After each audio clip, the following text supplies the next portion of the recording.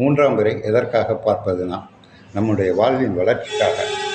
அதாவது தட்சனோட மகள் 27 பேர், அதில் ரோஹிணி கல்யாணம் பண்ணிக்கிறான். இது எல்லாருக்கும் தெரிஞ்ச கதைன்னு நினைக்காதீங்க. வாழ்க்கையின் வளர்ச்சிக்காக சொல்லுது. அவன் எல்லா பெண்களையும் அன்பால் சொன்ன உடனே, குறை சொன்ன உடனே, நீ தேஞ்சு போடான சந்திரம் பௌர்ணமியாகவே இருந்திருக்கும், இல்லைன்னா அமாவாசை வந்திருக்க. அவன் பௌர்ணமியாக இருக்க தொட்டு தானே நீ யார்கிட்ட மற்ற பெண்கள்கிட்ட அன்பாக இருக்க மாட்டாங்கிற, நீ தேஞ்சு போடான். தேஞ்சிடறான். தேஞ்சி நீ என்ன சொல்கிறது, நான் என்ன பெரிய ஆளான்னு நினைக்கிறான். தேஞ்சு போகிறான். 3 நாளுக்கு பிறகு சிவபெருமான்ட்ட போகிறான், நான் காப்பாற்று.